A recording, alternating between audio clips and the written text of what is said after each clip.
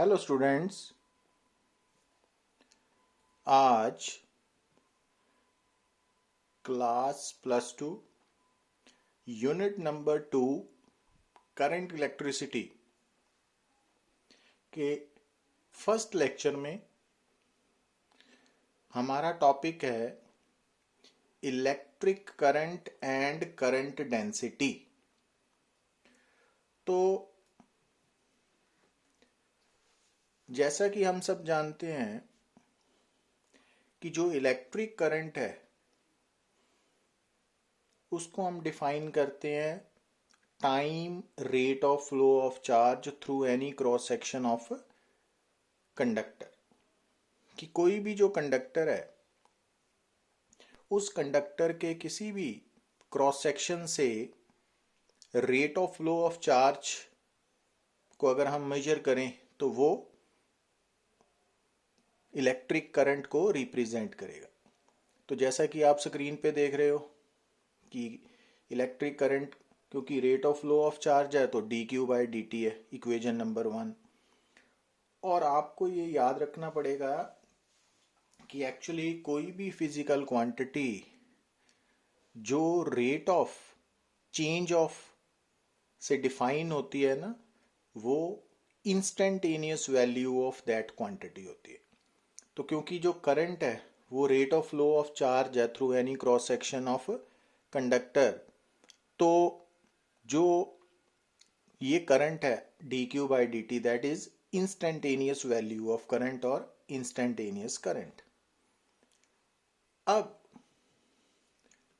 अगर हम कंडक्टर के क्रॉस सेक्शन से ये मेजर करते हैं कि मान लीजिए जैसा कि आप स्क्रीन पे देख रहे हो कि मान लीजिए जो ये क्रॉस सेक्शन ऑफ कंडक्टर है, इस कंडक्टर से डेल्टा क्यू चार्ज पास हुआ और उस डेल्टा क्यू चार्ज को इस क्रॉस सेक्शन से पास करने में कितना टाइम लगा, डेल्टा टी टाइम। तो charge flowing through given cross section to time taken, ये रेशो को हम बोलते हैं एवरेज और मीन करंट। तो जो रेशो ऑफ टू क्वांटिटीज है जैसे charge over time taken, that is the average or mean value of electric current. तो इक्वेशन नंबर 2। अब जो करंट है चाहे वो मीन करंट है चाहे वो इंस्टेंटेनियस करंट है, that is a scalar quantity और उसका एसआई यूनिट जो है वो एम्पियर है और 1 एम्पियर 1 कूलम पर सेकंड के इक्वल है।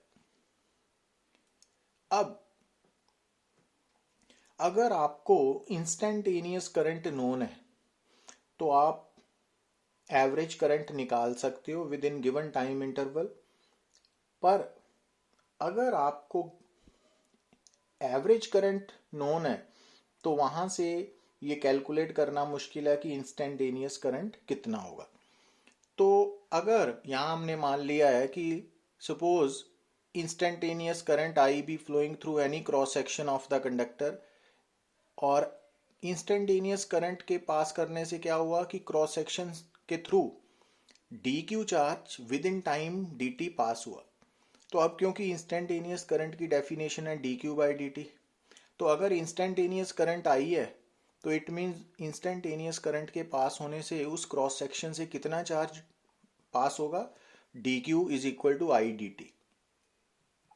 अब अगर हमने total charge flowing through cross section निकालना है within given time t1 to t2, तो हम क्या करेंगे, जो dq चार्ज है dq=i/dt। अब इस इक्वेशन को हम इंटीग्रेट करेंगे within time limit t1 to t2 जैसा कि आप देख रहे हो।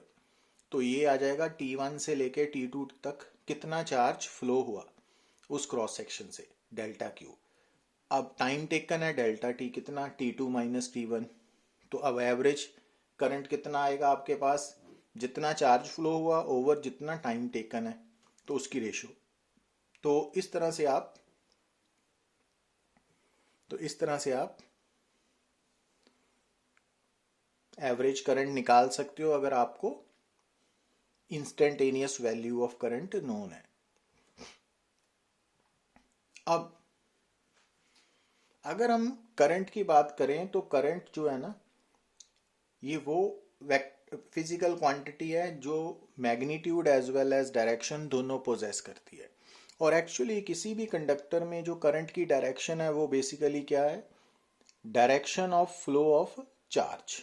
अब जैसा कि हम सबको मालूम ही है कि जो करंट है ना वो basically flow of free charges है।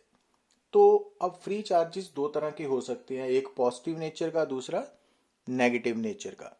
तो अगर मान लीजिए कि जैसा इस कंडक्टर में आप देख रहे हो कि इस कंडक्टर में जो फ्री चार्ज है वो पॉजिटिव चार्ज है, तो अगर मान लीजिए कि इस कंडक्टर में पॉजिटिव चार्ज राइट की तरफ मूव कर रहा है, फ्लो कर रहा है, तो बाई कन्वेंशन जो कन्वेंशनल करंट है उसकी डायरेक्शन हम क्या लेते हैं कि जिस डायरेक्शन में पॉजिटिव चार्ज फ्लो कर रहा है उसी डायरेक्शन में हम करंट की डायरेक्शन मानते हैं।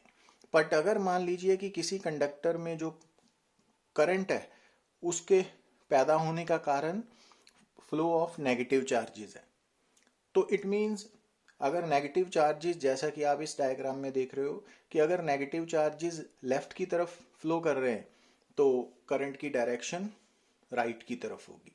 सो बाई कन्वेंशन जो इलेक्ट्रिक करंट है जिसको हम कन्वेंशनल करंट भी बोलते हैं उसकी डायरेक्शन क्या कंसिडर करते हैं कि जो direction of flow of positive free charges है या opposite to the direction of flow of negative charges. तो इट मीन्स जो इलेक्ट्रिक करंट है उसकी direction simply flow of free charges को, direction of flow of free charges को represent करती है।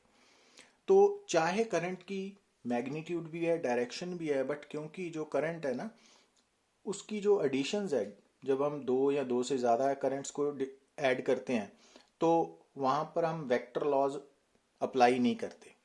तो क्योंकि वेक्टर एडिशन जो है जहाँ पर अप्लाई होती है तो उन क्वांटिटीज़ को हम वेक्टर क्वांटिटीज़ बोलते हैं। अब चाहे करंट का चाहे मैग्नीट्यूड भी है चाहे डायरेक्शन भी है, पर इसके बावजूद जो करंट की एडिशन है ना वो सिंपल लॉज ऑफ अलजेब्रा के अकॉर्डिंगली होती है। तो that's why current is considered as a scalar quantity. तो ये याद रखना आपने। अब अगर मान लीजिए आपके सामने क्यू टी ग्राफ गिवन है, क्यू चार्ज है, टी टाइम है ना, तो और वहां से अगर आपने मीन वैल्यू ऑफ करंट निकालनी है तो मीन वैल्यू जब भी निकालनी है तो हमें टाइम इंटरवल गिवन होगा। तो सपोज कि हमने T1 से लेके T2 तक मीन वैल्यू ऑफ करंट निकालनी है, तो आप क्या करोगे कि जो इनिशियल टाइम है T1 उसके कॉरेस्पॉन्डिंग ग्राफ पर एक पॉइंट मार्क करोगे जैसा कि ए पॉइंट। अब उस ए पॉइंट के कॉरेस्पॉन्डिंग आप चार्ज नोट कर लो Q1, और दूसरा पॉइंट जो फाइनल टाइम है T2 उसके कॉरेस्पॉन्डिंग आप ग्राफ पे फाइनल पॉइंट बी मार्क कर लो। अब बी पॉइंट के कॉरेस्पॉन्डिंग चार्ज Q2 नोट कर लो। तो यहां से आपको average value of current, mean value of current निकल आएगी। कैसे कि चार्ज फ्लोइंग हो गया Q2 माइनस Q1 और टाइम टेकन हो गया T2 माइनस T1, और आप दोनों की रेशो ले लो, है ना, चार्ज ओवर टाइम टेकन की। पर इसको आप ऐसे भी कर सकते हो कि अगर मान लीजिए कि दो टाइम इंटरवल्स है, इनिशियल टाइम है, सॉरी दो टाइम्स है, एक इनिशियल टाइम है T1, एक फाइनल टाइम है T2, और इन दो टाइम्स के बीच में जो टाइम इंटरवल बन रहा है T2 माइनस T1, अब इसके बीच में अगर हमने मीन वैल्यू ऑफ करंट निकालनी है तो आप कैसे भी कर सकते हो कि T1 के कॉरेस्पॉन्डिंग जो ग्राफ पे आपने पॉइंट ए सेलेक्ट किया और T2 के अकॉर्डिंग कॉरेस्पॉन्डिंग आपने जो ग्राफ पे बी पॉइंट सेलेक्ट किया, तो आप इन दोनों पॉइंट्स को ए एंड बी को स्ट्रेट लाइन के साथ जोड़ दीजिए और उस स्ट्रेट लाइन की आप स्लोप ले लीजिए। स्लोप तो आपको मालूम होगा, tangent of the angle with horizontal line. तो ये जो स्लोप है ना ए बी लाइन की, तो उसके लिए आप क्या करोगे कि A B line AC line के साथ, हॉरिजॉन्टल लाइन के साथ कितना एंगल बना रही है तो आप उसका tan थीटा ले लो, तो वो भी स्लोप ऑफ लाइन है। और यहाँ पे ये जो स्लोप ऑफ AB लाइन है वो क्या रिप्रेजेंट कर रही है, मीन वैल्यू ऑफ करंट, जैसा कि आप यहाँ से देख रहे हो ना, क्योंकि tan थीटा की वैल्यू इस राइट एंगल ट्राइंगल में BC ओवर CA है, Q2 minus Q1 over T2 minus T1, तो वो एवरेज करंट है ना। मीन्स कहने का मतलब ये है कि अगर आपको चार्ज टाइम ग्राफ गिवन है तो जो आपको टाइम इंटरवल गिवन है उसमें आप इनिशियल टाइम के कॉरस्पॉन्डिंग एक पॉइंट मार्क करोगे, जैसा यहाँ पे ए पॉइंट है, और फाइनल टाइम के कॉरस्पॉन्डिंग आप फाइनल पॉइंट बी मार्क करोगे ऑन द ग्राफ, और आप उन दो पॉइंट्स को स्ट्रेट लाइन के साथ जोड़ोगे, जैसा कि ए बी लाइन नज़र आ रही है रेड कलर की, और उस लाइन की आप अगर स्लोप ले लेते हो तो वो एवरेज वैल्यू और मीन वैल्यू ऑफ करंट है between time interval T2 to sorry between time interval T1 to T2। तो और जैसा कि आप सब जानते हो कि अगर आपके सामने एक ग्राफ प्लॉटेड है, जैसा कि यहाँ पे क्यू टी ग्राफ है, Q means charge, T means time, तो इस ग्राफ से अगर हमने इंस्टेंटेनियस करंट की वैल्यू निकालनी है तो वो सिंपली क्या है कि जिस टाइम पे आपने करंट की वैल्यू निकालनी है एट एनी इंस्टेंट, तो उस टाइम के कॉरेस्पॉन्डिंग आप क्या करोगे, ग्राफ पर एक पॉइंट मार्क करोगे। जैसा कि अगर हमने मान लीजिए क्यू टी ग्राफ से एट टाइम टी करंट की इंस्टेंटेनियस वैल्यू निकालनी है, तो हमने at time T P point graph पे मार्क कर लिया कॉरेस्पॉन्डिंग टू टाइम टी। अब इस पी पॉइंट पे आप एक टेंजेंट ड्रॉ करोगे, तो उस टेंजेंट की जो स्लोप होगी ना, वो पी पॉइंट पर इंस्टेंटेनियस करंट है या at time T value of current है। और दूसरा, अगर आप चार्ज टाइम इक्वेशन को, क्यू टी इक्वेशन को अगर आप टाइम के साथ डिफरेंशिएट करोगे तो आप D Q by D T obtain होगा, तो वो करंट की इंस्टेंटेनियस वैल्यू होगी, और उस इक्वेशन में आपने उस पर्टिकुलर टाइम की वैल्यू को सब्स्टिट्यूट करना है। वो अभी डिस्कस करते हैं हम, पर उससे पहले area under I T graph. अगर मान लीजिए आपके सामने एक करंट टाइम ग्राफ है, तो करंट टाइम ग्राफ है, तो क्योंकि इस ग्राफ में आप जो करंट नज़र आ रहा है ना वो वेरिएबल करंट है, क्योंकि टाइम के साथ करंट की वैल्यू बदल रही है ना।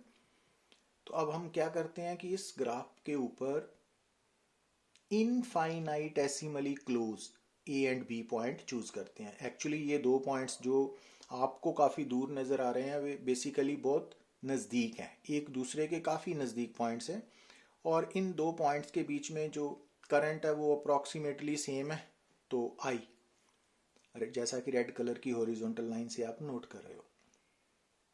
अब जो ए पॉइंट है ना, स्मॉल ए पॉइंट, तो वो टाइम टी के कॉरेस्पॉन्डिंग है ग्राफ के ऊपर, और जो बी पॉइंट है वो T plus D T time के कॉरेस्पॉन्डिंग है ना। तो इट मीन्स जब हम ए से बी की ओर शिफ्ट हुए तो कितना टाइम इलैप्स हुआ, D T time, infinitesimally small time interval. अब जब हमने यहाँ पे A B C D points को जोड़ा तो ये रेक्टेंगल आ गई ना, नियरली रेक्टेंगल है। तो अगर आप इस रेक्टेंगल का एरिया निकालने जाते हो तो area of rectangular strip A B C D क्या होगा, जैसा कि आप देख रहे हो ए बी और सी डी इक्वल हैं डी टी के, A D and B C equal हैं आई के, तो A B into B C rectangular strip का एरिया आई डी टी है, बट आई डी टी क्या है, डी क्यू। तो इट मीन्स ये एरिया जो रेक्टेंगुलर स्ट्रिप का शेडेड एरिया है वो क्या रिप्रेजेंट कर रहा है आपको, कि small amount of charge flowing between small time interval D T. तो अगर ये स्मॉल स्ट्रिप का area small charge flowing represent कर रहा है, तो इट मीन्स अगर हम यहाँ इस ग्राफ के अंडर ऐसी डिफरेंट स्ट्रिप्स ड्रॉ करें, ठीक है, तो वो क्या रिप्रेजेंट, सबका एरिया मिलके क्या हो जाएगा, टोटल चार्ज फ्लोइंग। और वो जो चार्ज होगा वो डिपेंड करेगा कि अगर आप ने T1 टाइम से लेके T2 टाइम तक का एरिया निकाला है ग्राफ के अंडर, तो वो फिर जो चार्ज फ्लो करेगा ना वो सिंपली T1 से लेके T2 टाइम तक जो कंडक्टर में चार्ज फ्लो हुआ उसको रिप्रेजेंट करेगा, ठीक है ना। अगर आप इस ग्राफ का पूरा एरिया कैलकुलेट करते हो, तो इस ग्राफ के अंडर पूरा एरिया कैलकुलेट करते हो तो वो total charge flowing through the conductor represent करेगा। तो इट मीन्स अगर आपके सामने एक आई टी ग्राफ गिवन है, तो उस ग्राफ के अंडर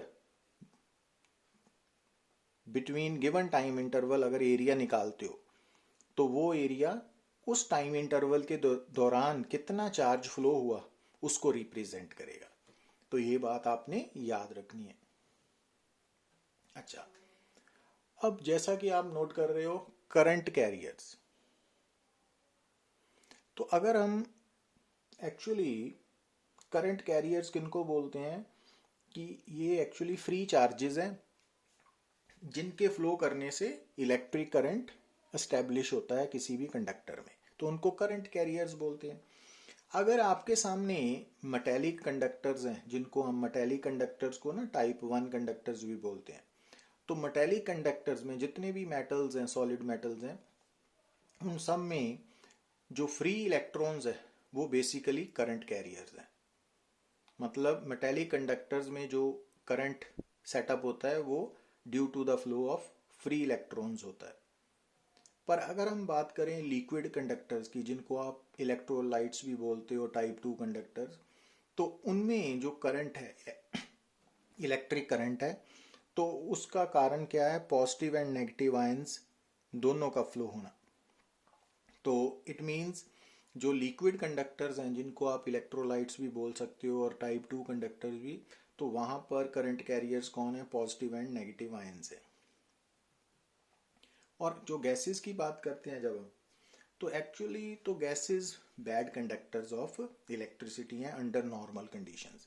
पर जब आप लो प्रेशर और वेरी हाई पोटेंशियल डिफरेंस की बात करते हैं, कि अगर आप किसी गैस के across very high potential difference setup करते हो और गैस का प्रेशर लो रखते हैं, तो गैस जो है दैट बिकम्स कंडक्टर।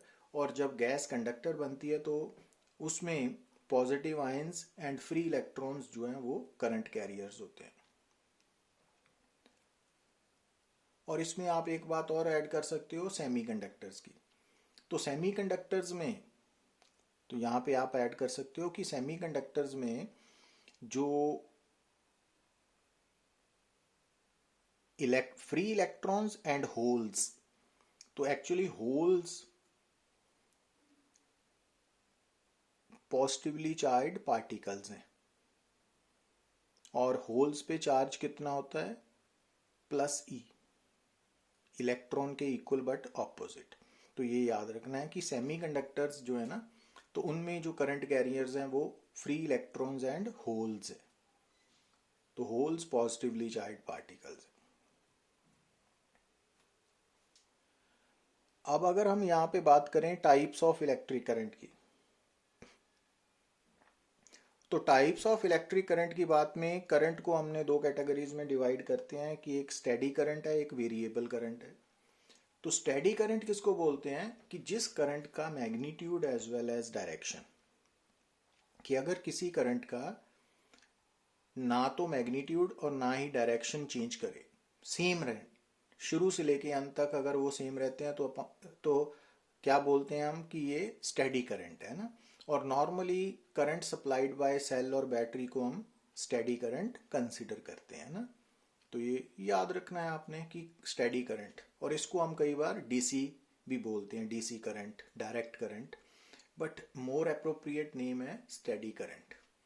तो स्टेडी करंट, जिसको कई बार हम डीसी भी मानते हैं, तो but steady current is the most appropriate name. और स्टेडी करंट का मतलब क्या है? जिसका, उस करंट का मैग्नीट्यूड और डायरेक्शन सेम रहेगी, बिल्कुल चेंज नहीं करेगी। और स्टेडी करंट कौन प्रोवाइड करता है? सेल और बैटरी। और जो करंट जिसका मैग्नीट्यूड या डायरेक्शन या दोनों चेंज करें, उसको हम वेरिएबल करंट बोलते हैं। और अल्टरनेटिंग करंट वेरिएबल करंट की एक एग्जांपल है, जिसके बारे में, अल्टरनेटिंग करंट के बारे में हम फुल फ्लेज टॉपिक डिस्कस करेंगे यूनिट नंबर 4 में, है ना।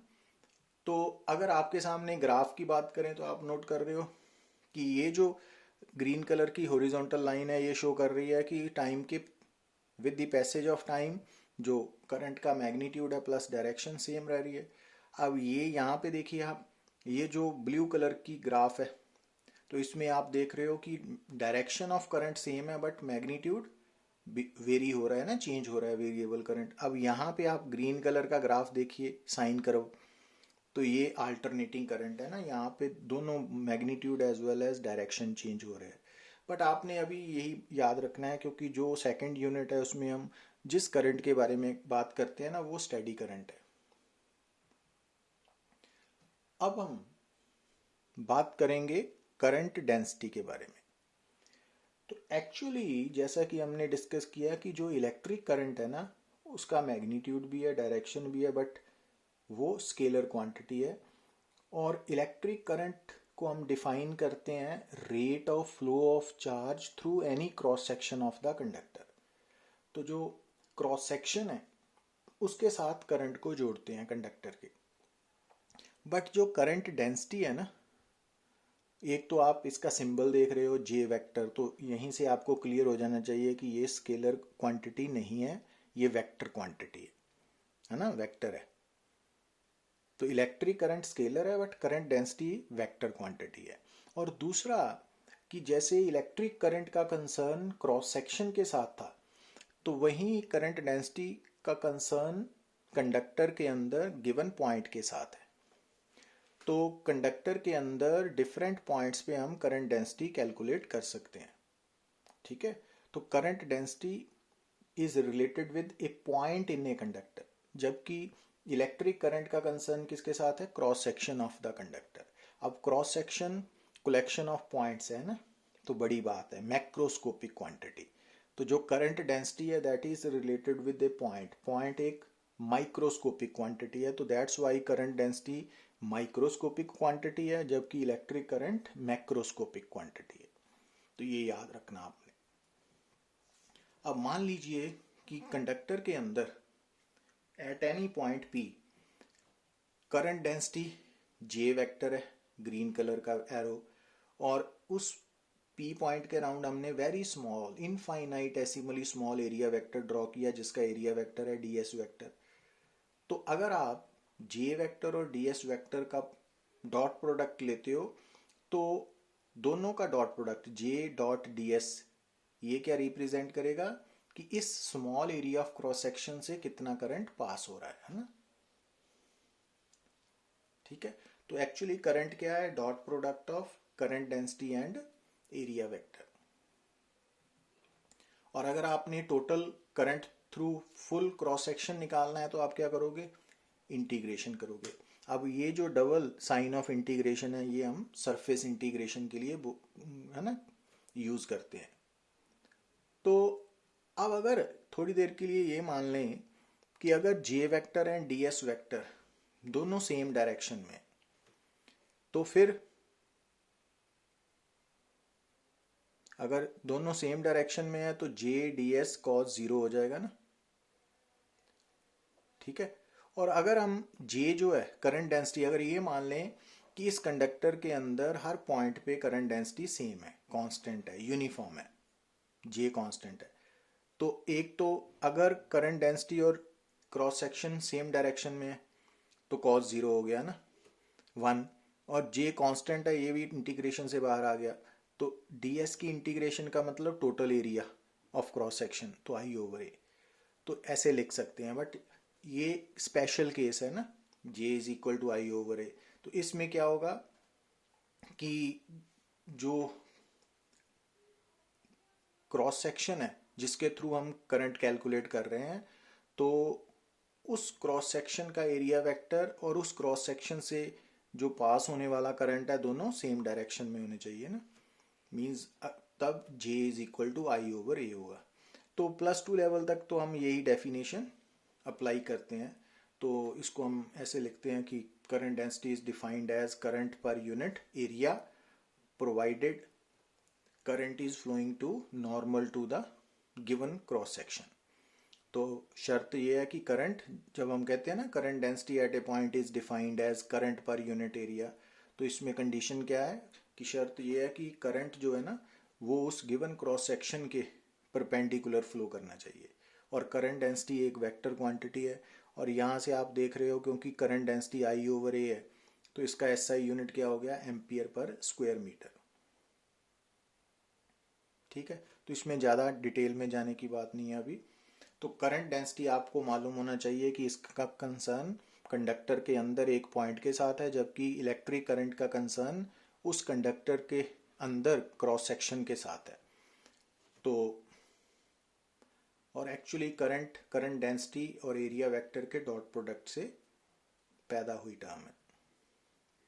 अब यहाँ पे ये बात नोट करनी है आपने कि जो स्टेडी करंट है ना, जब अगर आपको करंट स्टेडी दिया हो तो उस केस में instantaneous current and average current और मीन करंट दोनों ही हमेशा इक्वल होंगे। मींस स्टेडी करंट के केस में हम आई की वैल्यू जो D Q by D T है वो आई एम के इक्वल भी लिख सकते हैं, और आई एम की value total charge over total time taken की रेशियो होती है जो, तो उसके इक्वल भी आई लिख सकते हैं ना। तो instantaneous value of current and mean value of current both are equal for steady current. अब जैसा कि मैंने पीछे बताया कि current is a electric current is a macroscopic quantity और करंट डेंसिटी जो है वो माइक्रोस्कोपिक क्वांटिटी है। अच्छा, अब ये बात बड़ी इंपॉर्टेंट है, ठीक है, तो इसको नहीं भूलना कि अगर मान लीजिए कि आपके सामने एक सिचुएशन है जिसमें आपको क्या दिया हुआ है कि एक चार्ज, जैसा कि यहाँ पे है क्यू चार्ज, वो सर्कल में घूम रहा है रिवॉल्विंग, और उस सर्कल का सेंटर ओ है, रेडियस आर है। अब उस चार्ज के घूमने से, रिवॉल्विंग चार्ज के कारण कितना करंट पैदा होगा। अब यहाँ पे आपको ये कंसेप्ट्स मालूम होने चाहिए कि जब कोई पार्टिकल सर्कल में रिवॉल्व करता है ना, तो एक तो उसके साथ जोड़ते हैं लीनियर वेलोसिटी v, एक टाइम पीरियड, और टाइम पीरियड का रेसिप्रोकल फ्रीक्वेंसी, और साथ में एंगुलर वेलोसिटी या एंगुलर फ्रीक्वेंसी ओमेगा। अब ये रिलेशंस आपको +1 में आपने डिस्कस किए हुए हैं कि जो लीनियर वेलोसिटी है ना वो ओमेगा आर के इक्वल होती है, जो एंगुलर वेलोसिटी है वो 2 पाई टाइम्स फ्रीक्वेंसी है या 2 पाई बाय टाइम पीरियड है ना। तो ये याद होना चाहिए आपको। अब अगर कोई चार्ज रिवॉल्व कर रहा है तो उस रिवॉल्विंग चार्ज के कारण अगर आपने करंट निकालना है, क्योंकि ये बात आज से आपने याद रखनी है कि जो रिवॉल्विंग चार्ज है या रोटेटिंग चार्ज है ना, that is equivalent to current loop, और उसके करंट की वैल्यू कैसे निकालनी है, तो वहां पे आपने फार्मूला यूज करना है Q बाई टी। तो T क्या लेना है, टाइम पीरियड, ध्यान से देखिए आप, है ना। अब क्योंकि 1 बाई टाइम पीरियड फ्रीक्वेंसी है, तो इट मीन्स रिवॉल्विंग चार्ज के कारण आप करंट निकालने जा रहे हो, तो आप या तो चार्ज Q को टाइम पीरियड के साथ डिवाइड करोगे, या फिर चार्ज को फ्रीक्वेंसी के साथ मल्टीप्लाई करोगे, या फिर चार्ज को एंगुलर फ्रीक्वेंसी के साथ मल्टीप्लाई करके 2 पाई से डिवाइड करोगे, या फिर आप चार्ज को वेलोसिटी के साथ मल्टीप्लाई करके 2 पाई आर ना, ये वाले रिलेशंस यूज हुए हैं ना यहाँ पे। तो ये एक इम्पॉर्टेंट टॉपिक है। अब एक बात और कि मान लीजिए कि अगर आपके कंडक्टर के अंदर जो फ्री चार्जेस हैं वो दो तरह के हैं, एक पॉजिटिव और एक नेगेटिव। तो जब भी किसी कंडक्टर के अंदर दो तरह के चार्जेस होंगे, एक पॉजिटिव और एक नेगेटिव, तो ये दोनों चार्जेस हमेशा ऑपोजिट डायरेक्शन में फ्लो करेंगे ना, under the effect of potential difference जो बैटरी या सेल के कारण ना। तो किसी भी कंडक्टर के अंदर जो दो तरह के दो तरह के फ्री चार्जेस हैं, पॉजिटिव चार्ज और नेगेटिव चार्ज, वो हमेशा ऑपोजिट डायरेक्शन में मूव करेंगे। तो अब यहां से देखिए आप कि ये जो नेगेटिव फ्री चार्ज है, अगर मान लीजिए ये राइट की तरफ जा रहा है ना, तो इस नेगेटिव चार्ज के कारण जो करंट पैदा हो रहा है उसकी डायरेक्शन क्या होगी, लेफ्ट की तरफ। और इस कंडक्टर के अंदर जो पॉजिटिव चार्ज है वो लेफ्ट की तरफ जा रहा है, तो करंट की डायरेक्शन भी, पॉजिटिव चार्ज के कारण पैदा हुआ करंट भी लेफ्ट की तरफ ही होगा। तो आप नोट क्या कर रहे हो कि अगर मान लीजिए, यहाँ पे आपने याद क्या रखना है कि मान लीजिए कि आपके सामने एक कंडक्टर है और उस कंडक्टर में दो तरह के करंट कैरियर्स हैं, पॉजिटिव एंड नेगेटिव। तो जब आप उस कंडक्टर के अक्रॉस बैटरी और सेल कनेक्ट करोगे, मींस पोटेंशियल डिफरेंस अप्लाई करोगे, तो उस कंडक्टर के अंदर जो पॉजिटिव नेगेटिव फ्री चार्जेस है ना, वो हमेशा ऑपोजिट डायरेक्शन में फ्लो करेंगे। ठीक है ना, क्योंकि जो नेगेटिव चार्ज है उसने पॉजिटिव टर्मिनल ऑफ बैटरी की तरफ, और जो पॉजिटिव चार्ज है फ्री चार्ज उसने नेगेटिव टर्मिनल ऑफ बैटरी की तरफ कनेक्ट फ्लो करना है। तो जब ये फ्लो करेंगे हमेशा ऑपोजिट, तो जिस डायरेक्शन में नेगेटिव चार्ज फ्लो कर रहा है तो उस नेगेटिव चार्ज के कारण जो करंट पैदा हो रहा है उसकी डायरेक्शन नेगेटिव चार्ज के फ्लो से ऑपोजिट होगी। और जो जिस तरफ पॉजिटिव फ्री चार्ज फ्लो कर रहा है तो उसके कारण पैदा हुए करंट की डायरेक्शन उसी तरफ होगी।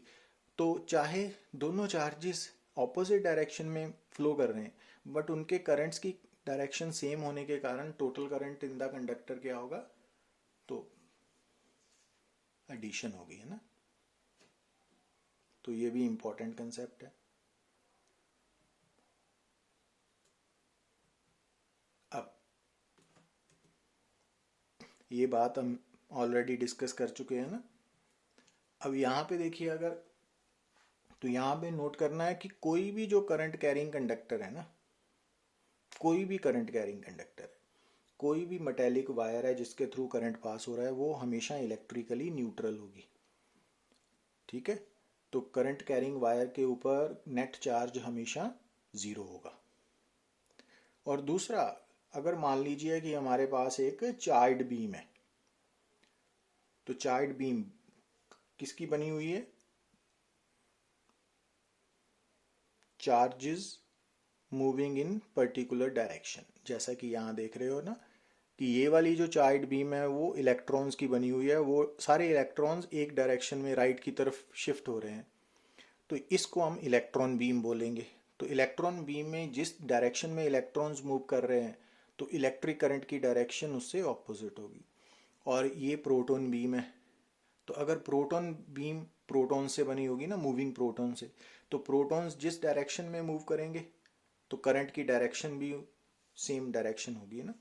तो कोई भी चार्ज बीम जो है वो बेसिकली फ्री चार्जेस से बनी हुई है और वो सारे चार्जेस फ्लो कर रहे हैं, मोशन में है, तो वो charge beam equivalent to current है। तो अगर तो चार्ज बीम नेगेटिव चार्जेस की बनी हुई है जैसे इलेक्ट्रॉन बीम है, तो उसकी जिस डायरेक्शन में इलेक्ट्रॉन्स मूव कर रहे हैं तो करंट की डायरेक्शन उससे ऑपोजिट होगी। पर अगर पॉजिटिवली चार्जेस हैं जैसा कि प्रोटॉन बीम, तो वहाँ पे इलेक्ट्रिक करंट की डायरेक्शन जिस डायरेक्शन में प्रोटॉन्स मूव कर रहे हैं फ्लो कर रहे हैं वही होगी, है ना, जैसा कि आप डायग्राम में क्लियरली देख सकते हो। Thank you very much.